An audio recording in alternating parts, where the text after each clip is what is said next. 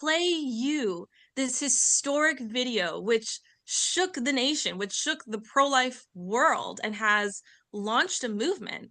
And we're also going to hear from the founder of Pro-Life San Francisco, Teresa Bakovenak, who initiated our program or campaign to amplify CMP's message about illegal body part traffickers within California, to call out inaction from top government officials, and to rally the public to support David when he and his team were dragged into San Francisco courtrooms time after time. So again, we're going to hear tonight from Robert Bird, Executive Coordinator of Pro-Life SF.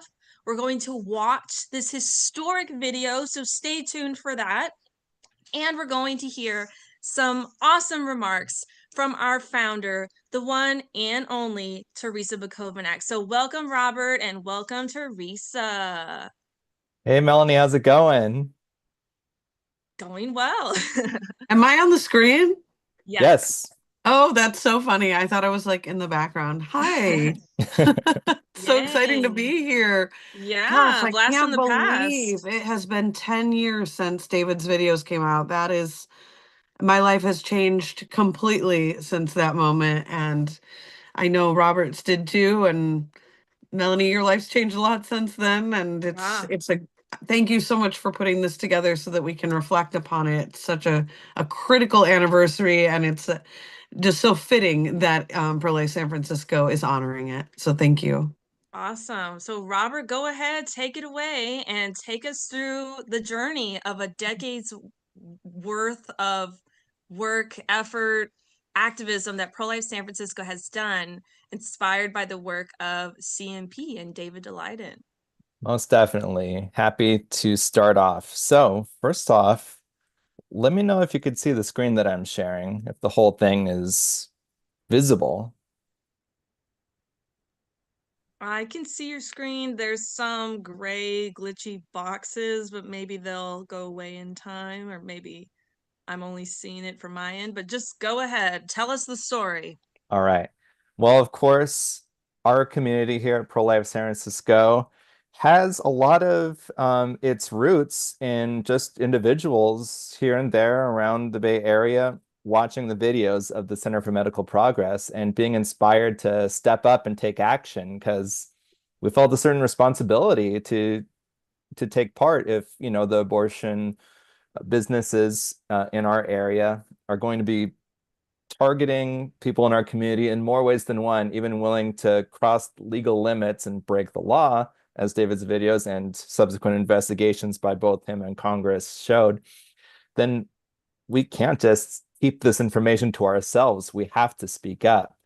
We've taken our message all across the Bay Area and even as far across the country as Washington, D.C., to both amplify the message of David and take our own take cues from ourselves, plan and organize events to hold the powers that be accountable. The very first event that I recall on Pro-Life San Francisco's history of events related to David's activism was in December of 2016 when the national president of Planned Parenthood, Cecile Richards, was speaking at a public venue right across the street from San Francisco City Hall. We were out there and able to do more than just have our message seen, but many of us were actually able to speak with the attendees going in and out to listen to Cecile Richards and really, lay it on their hearts what the facts are regarding Planned Parenthood's not just, targeting of children and parents, but illegal sale of fetal organs and body parts for what's so-called fetal tissue research. This was a very monumental event because it was, for example, the first time I had been able to be a part of a local San Francisco pro-life gathering, something that wasn't just a part of a, annual event sweeping through the city and gone in 24 hours. But this was the start of a long period of time working and volunteering with Pro-Life San Francisco to be boots on the ground community activists. In May of 2017, that is when we were able to first show up for David and his team when they were dragged to court here in San Francisco. You may be aware of Kamala Harris's role in investigating the Center for Medical Progress and being totally hands off when it came to the allegations against Planned Parenthood. Years later, the research from Congress established that there was, in fact, relevant, um, unmistakable documentation that Planned Parenthood was breaking at least its own company policy in regards to collecting money from fetal tissue harvesters. But of course, Kamala Harris didn't care at all about what was going on there. She colluded with Planned Parenthood, met with them in secret meetings, and of course, raided David and collected all of the undercover footage that they had encountered. Now, she handed off this investigation to her successor, Javier Becerra, who then filed charges against David Daleiden and the Center for Medical Progress for filming confidential conversations. That was the charge. And that carries with it a penalty of 1 year in prison for each video recording subject. So, because of this targeting by the California Attorney General's office, first starting with Kamala Harris, and then the prosecution started by Javier Becerra, David and his team were dragged to court. Now, thankfully, it was, well, not in a place where there would be necessarily a friendly jury, but where there was a friendly pro-life community to come out and support them, San Francisco. So we were grateful to have the opportunity to, if this were to be a prosecution happening anywhere, that it was in our hometown.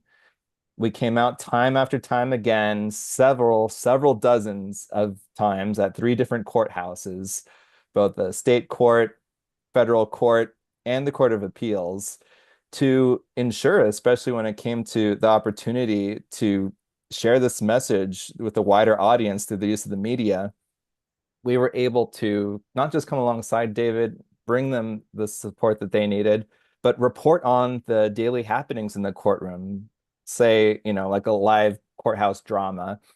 2 hours on average would be the time that it would take to, sit through the entire hearing. And we were able to definitely distill that down and show the highlights to the public and be able to show time after time that there's something important happening here, to keep an eye on the government and their persecution of pro-life activism. We were also able to do some digging. I believe that Teresa will be able to share more about this in a few minutes, but through the use of the San Francisco Public Information Law, the Sunshine Ordinance, Pro-Life San Francisco found that the judge over David's civil case in federal court, that he had legal obligations to Planned Parenthood of Northern California, one of the very affiliates or chains of Planned Parenthood that was suing David in federal court, keeping further undercover videos from being published. So, of course, we made sure that this didn't go unnoticed. We blasted this message even at the entrance of an event at the San Francisco Bar Association honoring Judge William Orrick for his service in federal court. This was a really exciting day.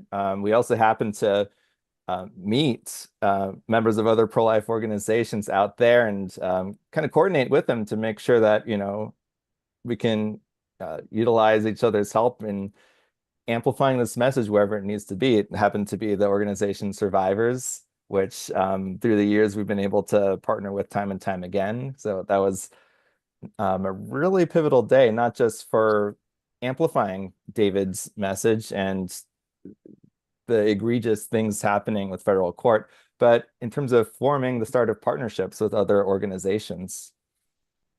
This was able to be amplified through social media as well, showing William Orrick with his rose-colored glasses, or I should say Planned Parenthood pink colored glasses. That definitely influenced the way that he ruled time after time in the courtroom. In October of 2018, we were really glad to platform David Daleiden as our keynote speaker for our conference at UC Berkeley, our Let There Be Life conference. And through his presentation, he was able to share what, up to that point, all of the victories had been, including 5 Planned Parenthood branches in California being under investigation. Of course, branches that Kamala Harris and Javier Becerra had never spent 1 second investigating. And of course, highlighting the victory in Southern California, when David brought a lot of his investigative information to the Orange County DA, for example, they were able to shut down 2 companies and prove that they were selling fetal body parts for profit in Orange County, California. Having this message shared to a live audience of 400 people at UC Berkeley was just a really amazing opportunity. And we're really grateful that David had the opportunity to come join us as our keynote speaker. Now, when it comes to the legal cases here in San Francisco against David for filming where he quote unquote was not allowed to, and the lawsuit trying to bill David and his team for essentially Planned Parenthood was suing them for millions of dollars, saying, well, because he infiltrated our conferences and events, we had to change our vetting procedures, update our security, and all this costs money. So David's on the hook for paying this millions of dollars. We went to the courtrooms to report on what was happening in these cases day after day. And of course, with the federal case, they had a 2 week, I believe this one was a 2 week long hearing, or maybe I'm thinking of the prosecution in state court. But day after day, we went in to report on the happenings. We were able to take copious notes over those 2 3 hour days in federal court. And those notes served as the basis for over about a dozen and a half articles in Live Action News. You can read those articles by clicking, well, I guess if you take a screenshot of that QR code and tap the icon in your camera roll, it will lead you directly to the web page where we have all of these articles in one place for you to check out. Now, in the fall of 2019, this is when we launched our campaign against fetal organ harvesters within San Francisco, because while David and the Center for Medical Progress were able to highlight the egregious and particularly illegal activities within the Planned Parenthood organization, we didn't know too much about, other local, institutions more local to us engaging in this targeting of parents and asking for fetal remains, basically encouraging them to follow through with their abortion decision. When it first came on our radar that this sort of targeting of parents and children before abortions was happening in San Francisco, we were able to immediately, because we were familiar enough with the subject, thanks to the Center for Medical Progress's work, that we were able to institute our own campaign against the organ harvesting happening at UCSF. The interesting thing was we were able to essentially link this with David's message in many different ways. For example, we are always worried about the opportunity for illegal activity within UCSF, which is an ongoing investigation. Anytime that fetal trafficking, which is a specific legal term, is going on, the government must investigate whether it is already, established by documents like the Senate Judiciary Committee found regarding Planned Parenthood, or if it's by looking at legal or medical probabilities, the chance of children born alive, which has always been a concern at UCSF. We realized that these sort of things need to be investigated by the local law enforcement over whichever jurisdiction it is, City of San Francisco, the state of California, or the Attorney General of the United States. We took the message of the necessity to prosecute fetal traffickers on the national level to Trump's Attorney General Bill Barr, who had evidence of Planned Parenthood's crimes on his desk, but had never started a prosecution. We came out with dozens of people to urge Attorney General Bill Barr to prosecute Planned Parenthood. This was in the fall of 2020. You could probably tell by all the masks we were wearing, early days of COVID, of course. And this was a really exciting day to be able to have our first event outside of the Bay Area. It was really invigorating to be able to bring this message to the public. And because, when it comes to the news cycle, things drop out of sight so quickly for the majority of people. So any opportunity we can create together to re-highlight things that haven't reached a conclusion yet, because it's necessary that these people breaking existing laws that are on the books to be held accountable. It's so important that we continue to do events like these to bring this message back to a wider audience. We were really grateful to be able to highlight what information does the Attorney General have on his desk and explain to the public that while they can do something about it, they aren't. So we need to continue to raise all of our voices. That was a really exciting day. Teresa was able to share an original song for the first time, right from the curb in the just blocks in the White House.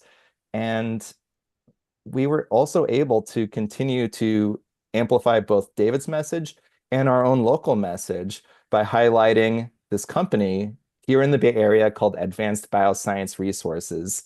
In November of 2021, we had I would say, from my perspective, our loudest, most like loud visually, and of course with our megaphones, our loudest protest against any particular institution in the abortion industry out here in Alameda. ABR is a company that both David Daleiden highlighted as one of the companies Planned Parenthood would sell body parts to.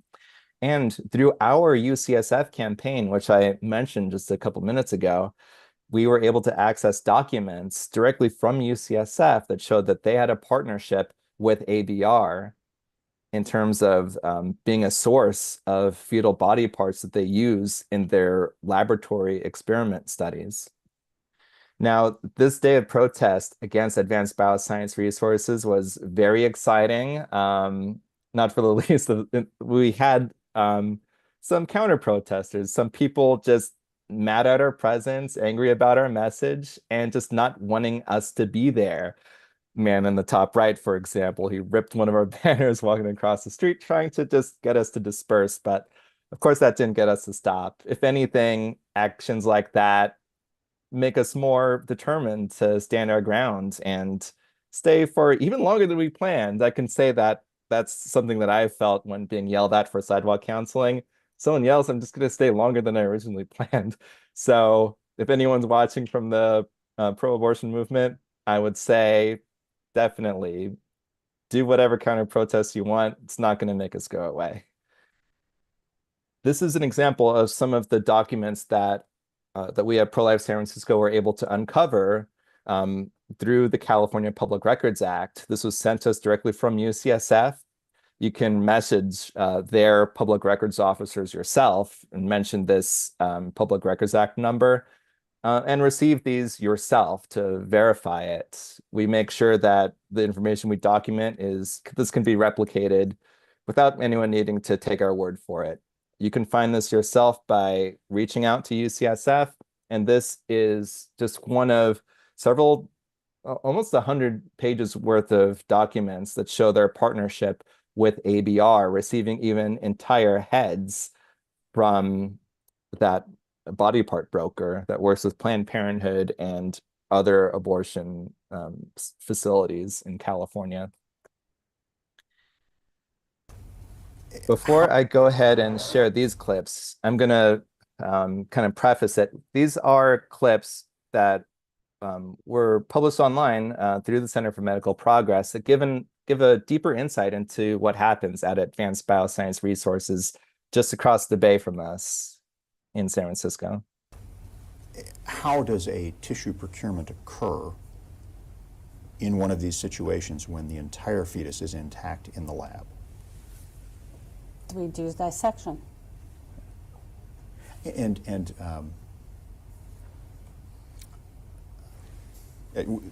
just to be clear, you do dissection to obtain the tissues that are on the list for the day? We do dissection to get the tissues that the researchers have requested, yeah.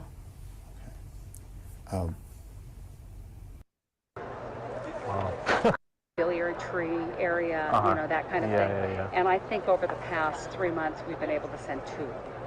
Really? Because they just the abdomen is always ripped open. Wow. And I don't understand. Are the organs inside intact, like the liver and the? The organs are, whenever time it's first. Fast forwarding a little bit. It really pisses me off. And Really? that's unfortunate. Wow. Trying to get to the right clip here. Hi. That's too bad. So yeah, they can't change the. Fast forwarding a little bit. Sorry about that. Say, you know, That's very corny too. yeah, it's all into 2.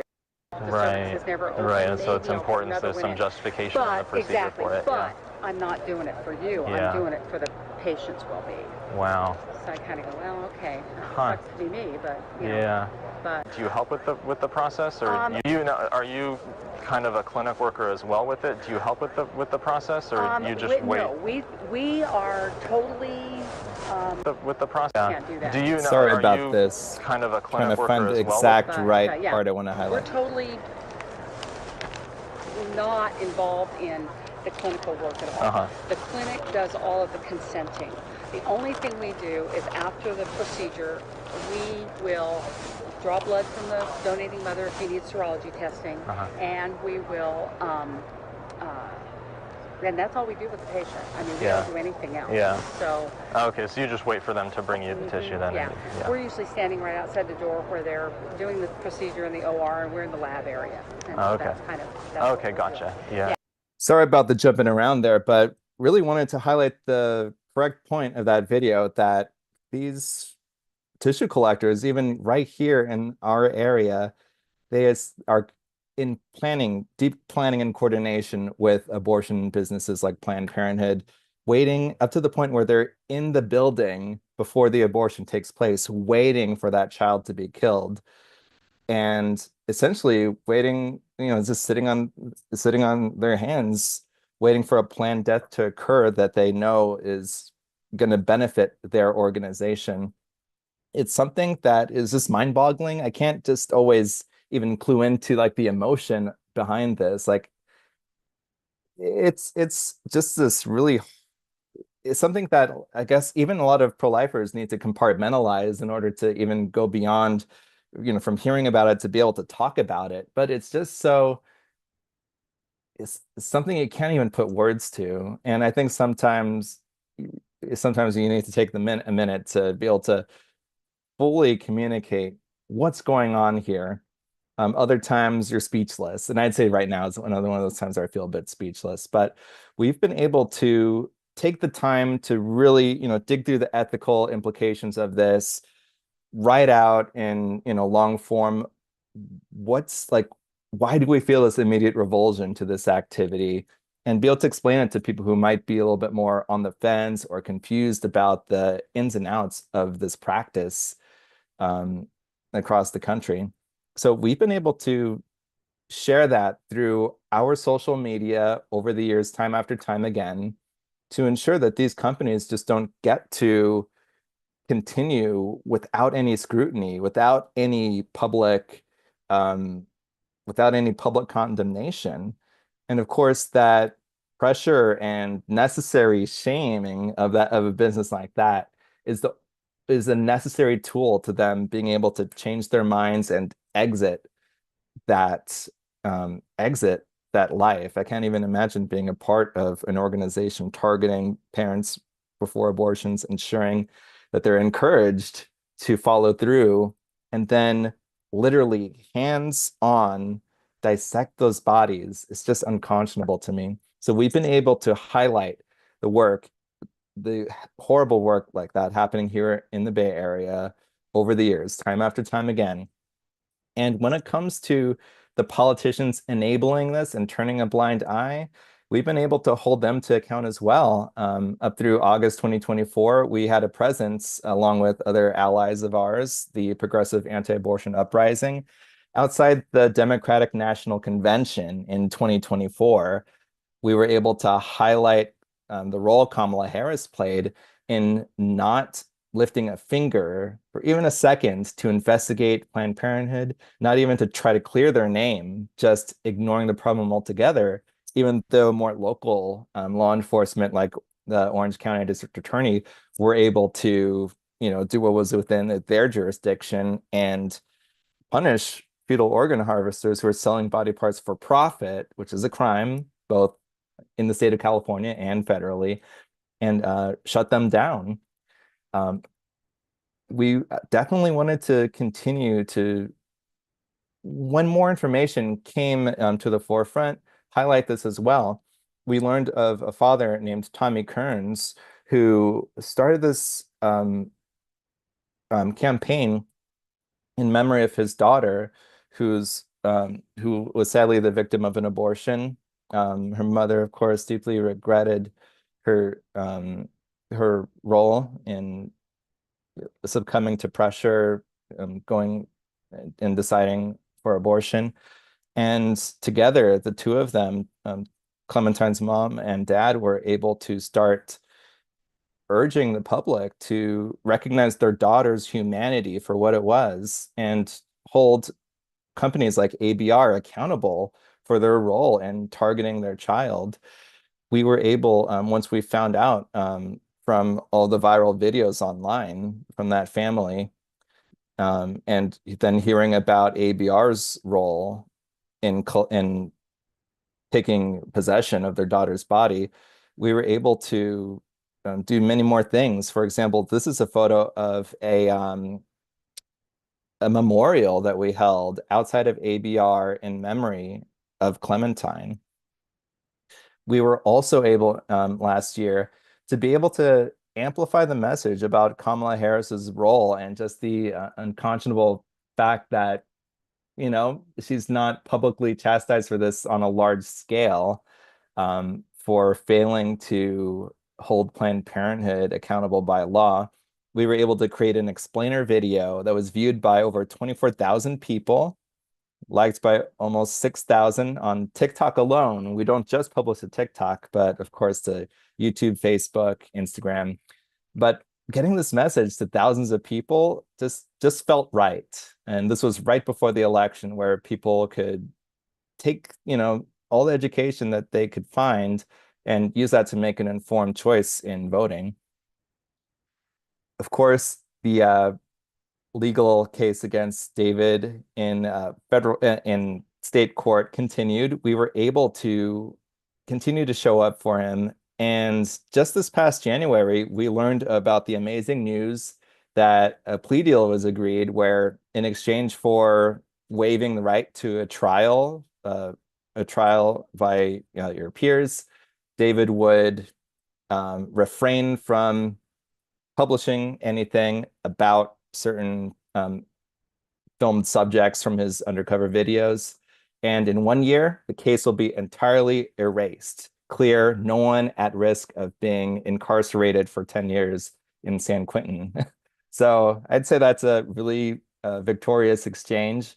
And of course, we would like to invite everyone watching to come out to San Francisco State Court, Hall of Justice, in January 2026 to see the final hearing where the case is fully and officially dismissed. In February this year, we were able to relaunch a podcast of ours to be able to continue sounding the alarm against this organ harvesting taking place in our own backyard and across the country. We've published 6 episodes so far. One of our most viewed videos, the clips on Instagram, is a short segment from our interview with Tommy Kearns, father of Clementine. And we want to be able to continue to share more news through this platform, the Harvesting Justice podcast. So if any of you haven't checked it out yet, I'd encourage you to subscribe on Spotify or YouTube, wherever you like to listen to podcasts best, and check out those episodes. Oh, and now, before I throw it back to Melanie, I would like us to watch the video that started it all from July 14th, 2015, David the Leiden and the Center for Medical Progress's debut video from their video series on Planned Parenthood. Now a story we guarantee most of you have never heard before. Big money is being made from the sale of fetal body parts. Even the most ardent pro-choice advocates, like Planned Parenthood President Gloria Feld, are disturbed by what we found. It seems inappropriate, totally inappropriate. Where there is wrongdoing, it should be prosecuted and should be brought to justice.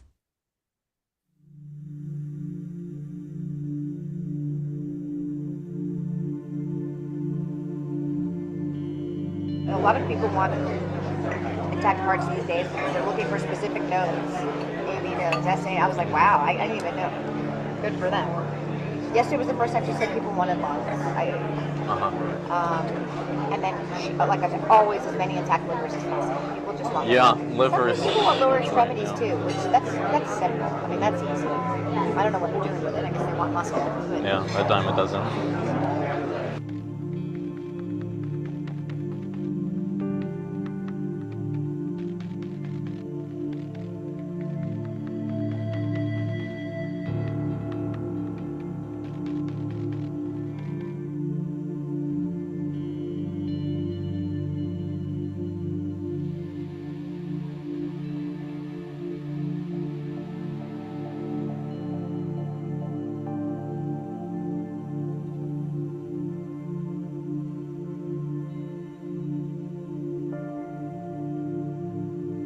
I'm the medical director for the national office for all of the affiliates. So I say, okay, what are you looking to supply today? We've been very good at getting heart, lung, liver.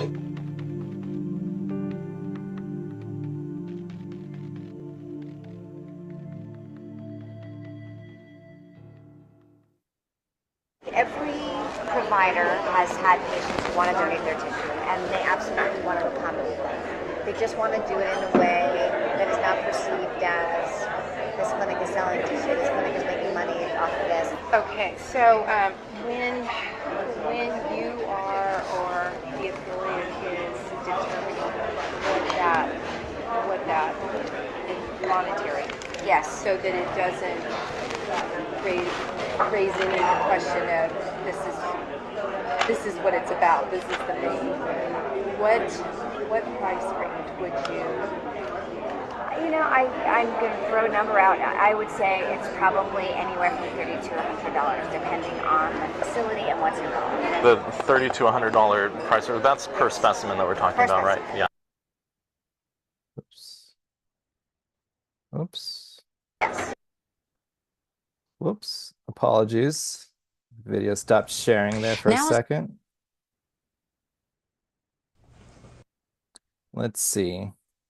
Hey, Melanie, would you say we should try to play the rest of the video or? Yeah, if it's possible. Okay.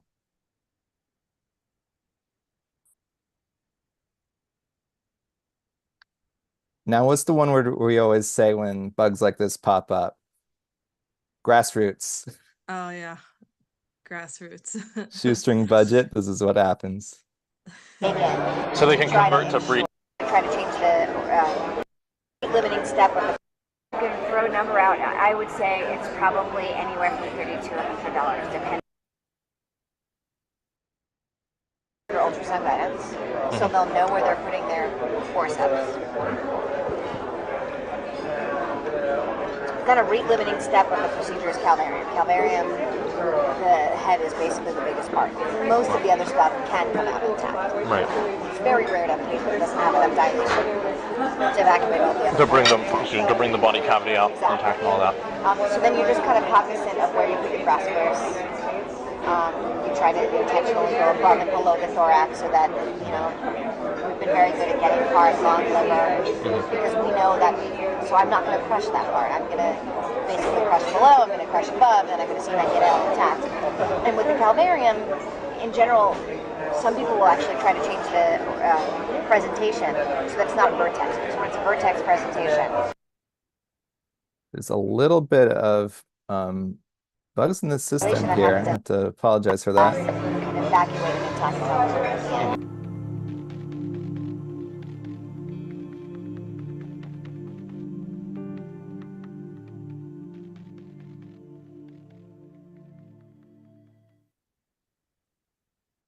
Federal abortion ban is a law, and laws are up to interpretation. So if I say on day one I do not intend to do this, what else?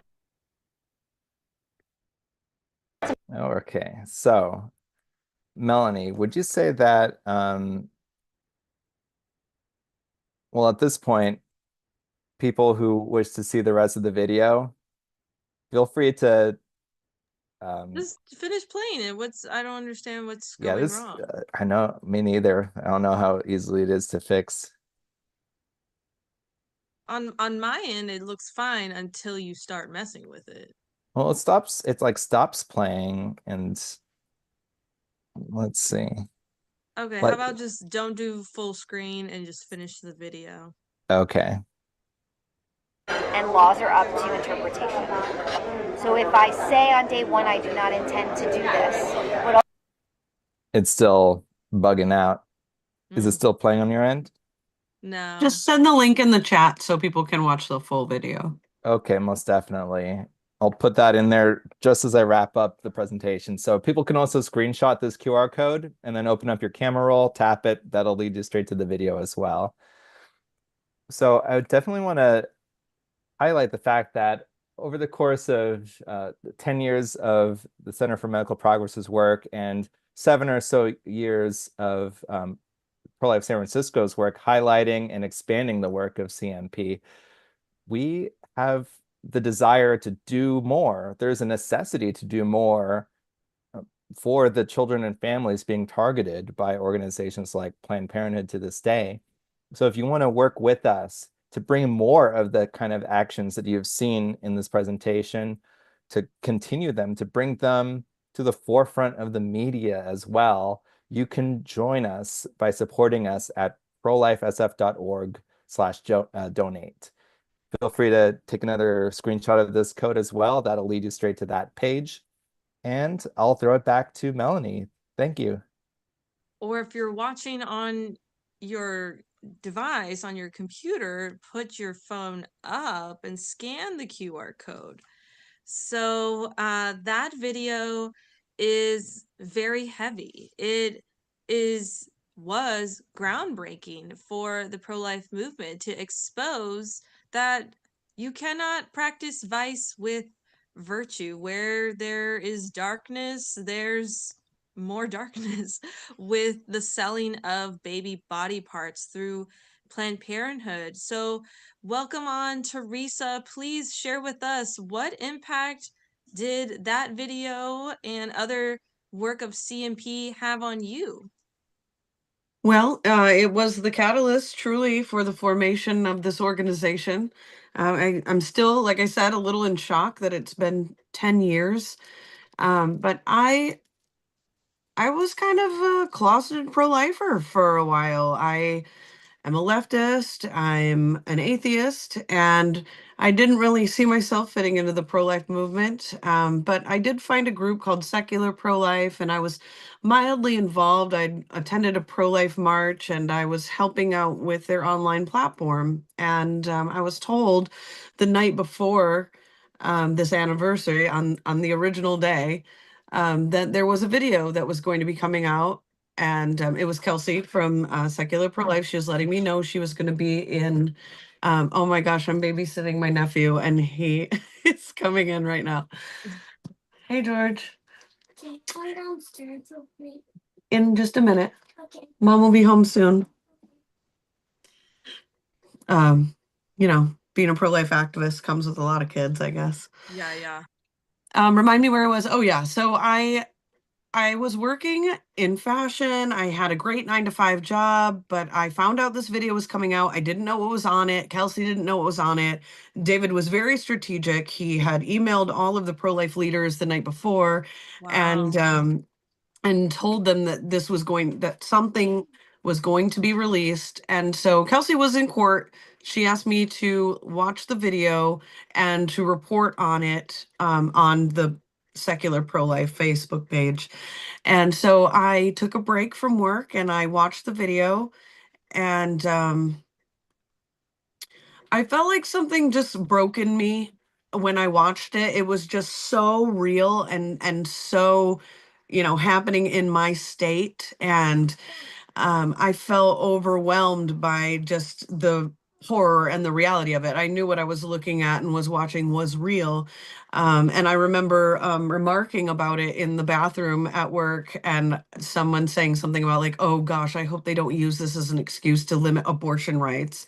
And I'm thinking, yeah, this is murder. Like, I just, it had a major effect on me. And so throughout the next year, I took steps of starting this organization, and with just the intention of organizing young professionals in the Bay Area to just like have a club or something. I didn't have a strong vision for it, but I just felt like I needed to do something.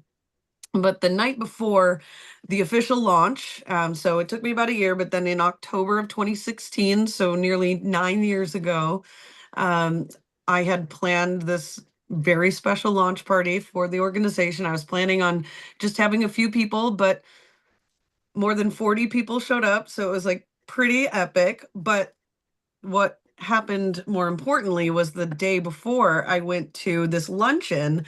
It was a pro-life event, and they were hosting David Daleiden as a speaker. And I thought I can go there and try to meet people to bring them to my event. But I ended up meeting David, and we connected right away, and we just started communicating on a regular basis about our work. And he really filled me in on all that was going on at UCSF.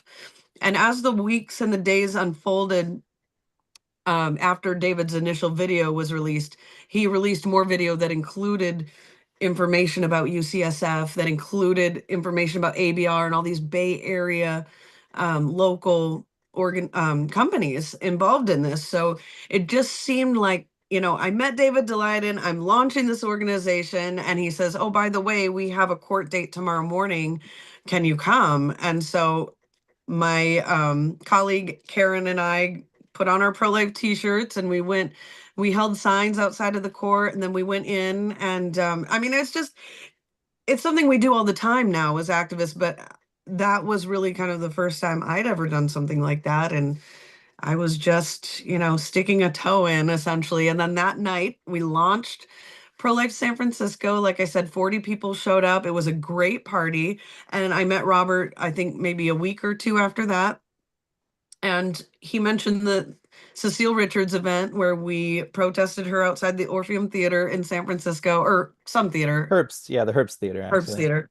And it's funny, he forgot to mention that night we printed out contracts that ABR had with Planned Parenthood on pink paper and highlighted all the parts where it said heart, liver, lung, and then the dollar amount. And we folded them up and had one of our like more pro-abortion looking people handing them out at the door saying, would you like information about Planned Parenthood, as they were walking in. So like my vision is that like by the end of the event, it was just littered with these contracts. And I'm telling you that because we are actually getting somewhere on this. Like 10 years ago, it was a long time ago. And at many points during this journey, it has felt almost scary, hopeless. Like we were protesting Kamala Harris, as I she was the she had some position in San Francisco. The what was it, Robert? She was Not the Attorney General, the the DA DA. before her time as Attorney She was the General. DA in San Francisco, and then we protested her when she was the Attorney General, and then they replaced her with Javier Becerra, and now he's in HHS, and like it was just this cascade of people that we were trying to expose getting promoted, and it became incredibly frustrating over time that it appeared that the DOJ was going to do nothing about this. Like Robert mentioned, we had Bill Barr, he's a right-wing Catholic, he was Trump appointed, but with all of this information that David was able to expose and provide, and with all of the criminal referrals made by the congressional panels, the fact that nothing was happening felt incredibly hopeless. And like you mentioned, Robert, we went out there, we yelled, we were like, justice, but like, still, we're waiting. We're still waiting to this day. But we have a new attorney general now, and we're very lucky that one of David's attorneys is actually the assistant to the attorney general, Harmeet Dillon. We have many allies who have expressed concern about fetal organ harvesting in particular, And who that led to are, this day right here. how so? Can you see this the screen I'm sharing? It's a screenshot from CNA News of the Oh, yes. Yes, I congressional. did have the honor of testifying in Congress, and hopefully there will be more opportunities. But it took me and Robert 8 years to get to that point where I even was able to put that on a congressional record. So it has been a long time coming, and all of the legal battles that we have faced with um, trying to obtain the records from institutions like UCSF, records that the DOJ already has. Um, those there's still a great deal of hope that they're going to be held accountable for this. And the UCSF Board of Regents, they represent the most elite millionaires and billionaires in California. They run the entire university system, and the governor, Gavin Newsom, sits on the board, as well as several other high-ranking government officials. And they have fought us very hard on these records requests. It was their attorney who has interacted with our attorney. So we have made really big enemies in California. We went directly to that board on no less than 10 occasions, and gave them an earful in front of the public about what is going on there. They want to silence Pro-Life San Francisco so badly. And we really did take things up a notch a couple years ago when we did a rescue at the abortion center at UCSF, where they are actually doing live birth abortions and harvesting those organs. So after that rescue, some of us, Kristen Turner, who was the previous executive director of Pro-Life San Francisco, me, and another activist are facing potentially criminal charges in California for that rescue. And those, right now, it's just a temporary restraining order, but that restraining order comes from the attorneys representing the Board of Regents. So what I'm trying to say, you guys, is we pissed them off, and I think they're going down. And Pro-Life San Francisco and CMP have been completely instrumental in getting us to this point. It was critical all of those years that there was support for David, that there was this presence in a place like San Francisco that is like, we are going to call you out on this. We are going to break the law if it means saving a baby. And we are going to continue to use public comment to make our voices heard until the federal government comes in and holds them accountable. So I'm feeling really good about where things are going right now. I know we can't ever count our chickens before they're hatched, but I feel like we put in a ton of work in these last 10 years, and there is going to be more work ahead. But right now, what we need more than anything is intervention from the federal government. And so I want people, in addition to continuing to support Pro-Life San Francisco financially, because we need to have that local resistance. I'm also hoping that you will contact your members of Congress and the FBI, Pam Bondi, and anybody else that you can think of, and let them know that you want justice for the victims of fetal organ harvesting. And, I almost forgot to mention that I did co-discover alongside Lauren Handy the Justice for the Five Babies. And that discovery that was made 3 years ago is leading to laws and or potential laws. Representative Biggs has introduced some legislation that would put teeth on the Born Alive Act, and he is framing it around the reality of the photos that he saw of the Justice for the Five Babies. So the work that we're doing to continue to highlight that this isn't just first trimester abortions that we're talking about. We are talking about horrific third trimester, born alive, cut open while they're alive, organs put on ice and shipped over to the building next door, like maybe not every day, but many days out of the month. And it's a reality that we can't forget about. And even though it's like one of those subjects that people are like, oh, fetal organ harvesting, it's like hard to consume, hard to understand, hard to communicate. And everyone is just like, that's crazy. That's not really happening. But I really want to thank everybody who's on this Zoom call for engaging in the topic, to try to understand it a little bit more, to try to communicate about it a little bit more. But more than anything, calling your members of Congress, calling Pam Bondi, and giving money to Pro-Life San Francisco. Thanks. Thank you, Teresa. Thank you so much, Teresa, for that call to action. We definitely are so appreciative of you launching a movement here in San Francisco, for your leadership throughout the years, and for inspiring future generations to step up and fight for the unborn. Thank you again for joining us tonight, Teresa. Thank you.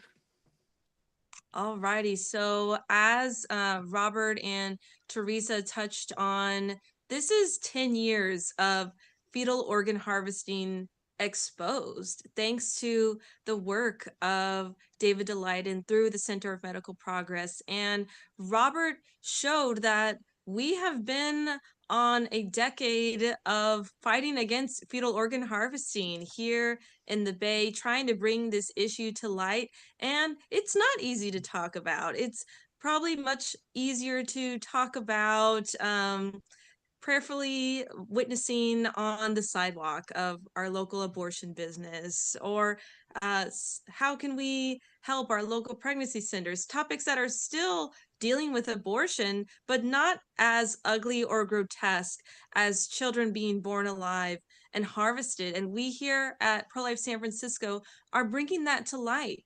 We currently are in the middle of another Public Records Act request. We are now working with a lawyer to help us retrieve what rightfully belongs to the public. And we have launched that Harvesting Justice podcast, as we talk about, to specifically highlight this issue of fetal organ harvesting. And upcoming later this year, we will be launching a grassroots initiative for you, the public, to take your moral outrage and demand for ethical research now. Ooh, so that's to come. Maybe, Robert, you can touch a little bit on our current public records request that is in the in-between right now.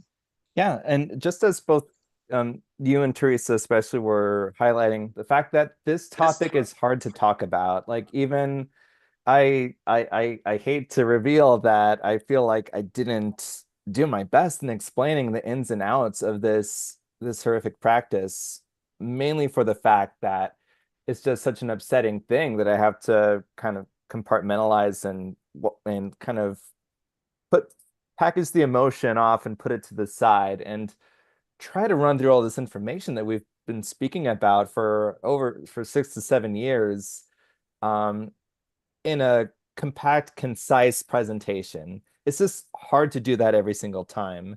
But of course, if any of you would like to check out what we've been able to crystallize to, I would say, a more clear, more better explanation of the ins and outs of all of what's going on, you can check out 2 specific pages on our website, prolifesf.org/David, that explains the story of David Daleiden and makes the case for all of his claims, and prolifesf.org/UCSF, where you could see everything that we're stating about UC San Francisco, the abortion facilities there, and the medical research laboratories there. It's all there, clear as crystal. Our statements, what we're saying is documented going on there and potentially going on, things we're concerned, worried about. And in terms of getting more information directly from the source about UCSF, we in the past have been able to get hundreds of pages of documentation of their collecting of fetal organs, fetal body parts ranging from from it's just really hard to say. It's really hard to talk about, but them collecting lungs, heads, oral pharyngeal, that's throat and mouth organs, um, and even disgustingly enough, even genitals, them targeting and collecting the genitals of murdered unborn children. We've gotten dozens of these records, been able to publish them on an archive on our website of these collection logs where they type out and write out what they're going into the abortion facility to collect, even brains as well. You'll see that on some of the documents.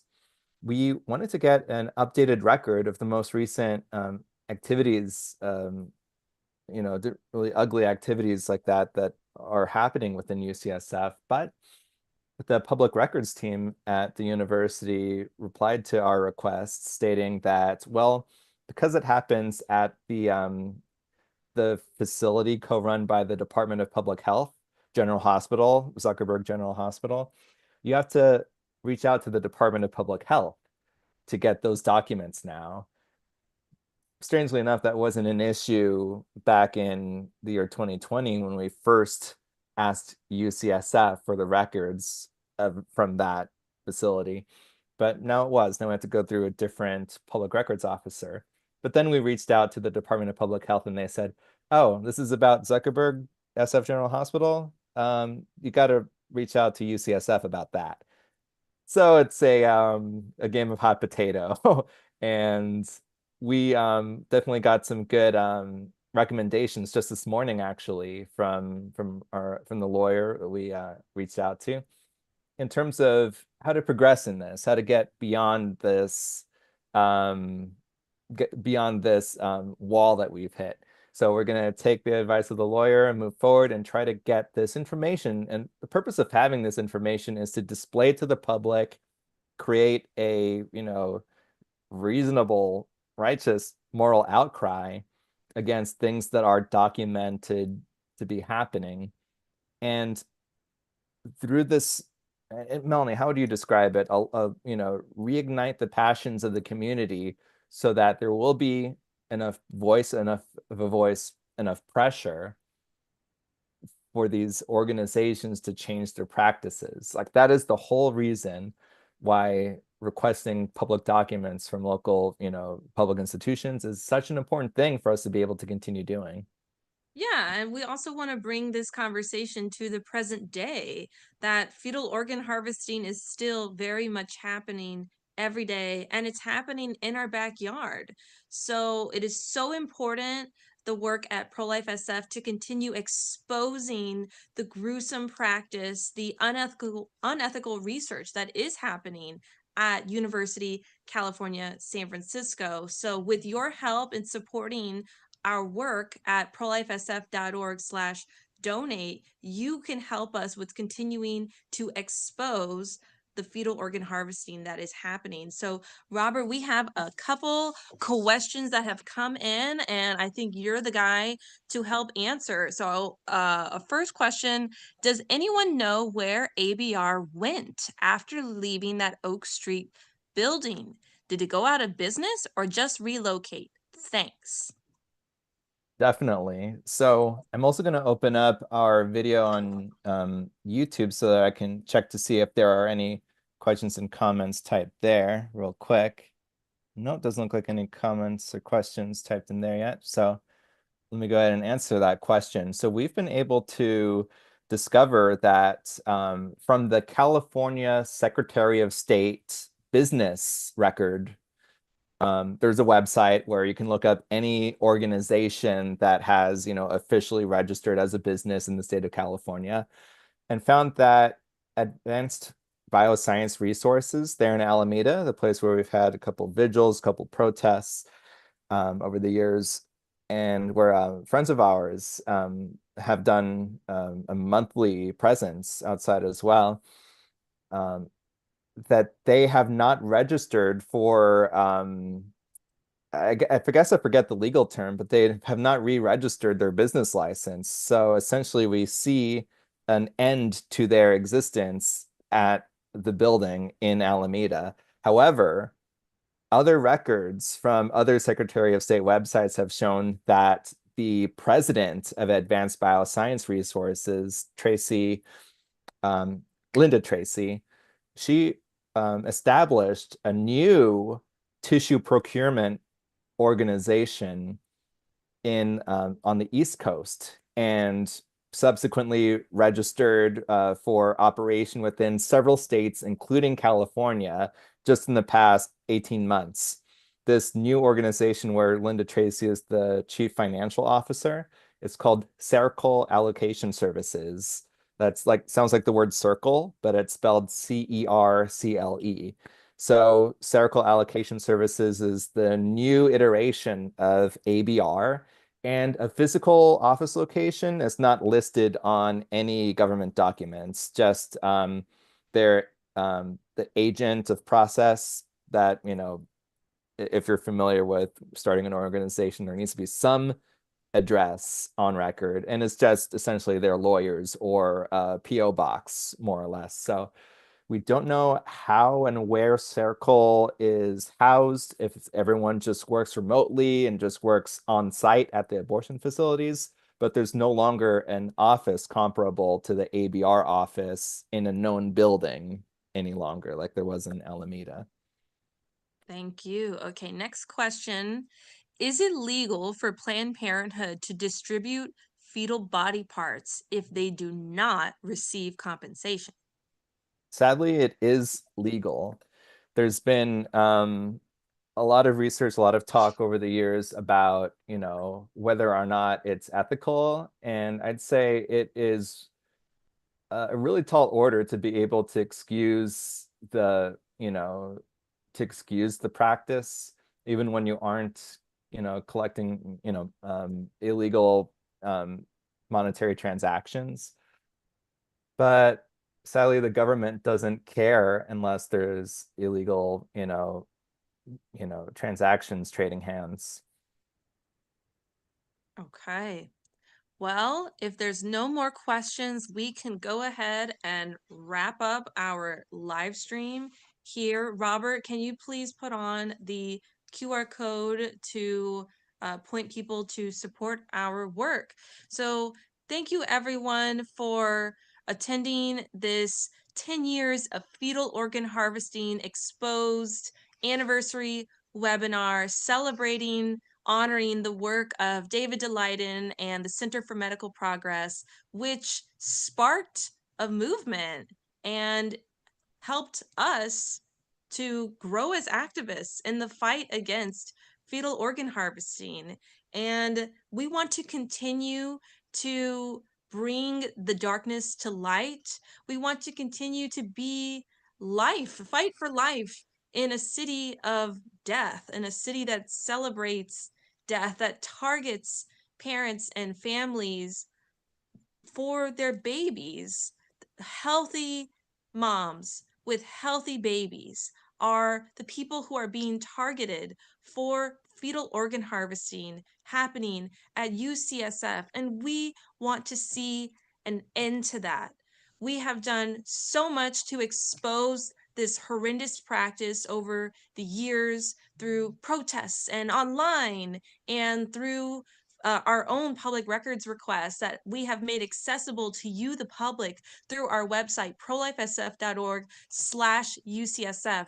And we're not stopping there. We are in the middle of another current Public Records Act request that, as Robert touched on, is being a hot potato between two different departments who say, that's that guy's job, no, that's that guy's job. So we are working with a lawyer so that we can get this Public Records Request Act to show to you, the public, to fight for those children that are still being killed to this day through fetal organ harvesting.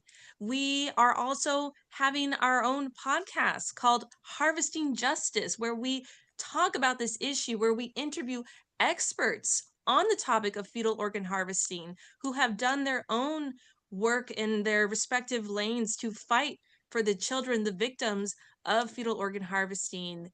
And we, later this year, will be showing to you, the public, a new innovative grassroots tool for you to take this outrage and demand for ethical research now by telling the people in power that you want an end to fetal organ harvesting. So we are doing all this at Pro-Life San Francisco, and we can't do this without your support. So if you are on a device, please take out your phone, scan the QR code, or if you're on your own phone, screenshot this page, click on the QR code in your camera roll, go to prolifesf.org/donate. Is that the current URL, Robert? Okay. Yes. And you can support our work. Any amount is so appreciative. As you saw tonight, we are a grassroots crew. We are a scrappy crew doing our best with what we have, and we can't do it without your support. So please consider supporting our work, supporting our mission, and helping us in the fight against fetal organ harvesting. So thank you to everyone who tuned in this evening. Thank you to everyone who is hopefully watching the replay, and we hope that you will join us in this fight to end fetal organ harvesting, expose fetal organ harvesting, and be a voice for life in our beloved city by the bay. Any last remarks, Robert? No, just to take a look at the information we have on our website, prolifesf.org, get a clear understanding if you want to be able to clearly communicate this to your friends and family and to the powers that be. I can't recommend enough prolifesf.org/David and prolifesf.org/UCSF. Learn what these institutions that have been investigated and researched are doing. Learn about the potential illegal activities and the justifiable concern that we and more community members have over things that need to be more deeply investigated by local law enforcement, because we can't be the only ones trying to bring a magnifying glass to these institutions. San Francisco Police Department ought to as well. So that's my last message. Alrighty, And we Robert, can't do it without you guys. This is tangible Yeah. help if you're able to participate with us, either on the ground or with your finances. This is for the children, for the families. Together we can do so much, and we can't do anything without you guys. Totally. Robert, tell the people, where are they able to watch the replay of this webinar? Yes, if you go to youtube.com/@prolifesf, you'll be able to watch the replay. Hopefully, if the bugs in the live stream here today were a little bit too much, we'll put a little bit of a refined version online in a couple of days.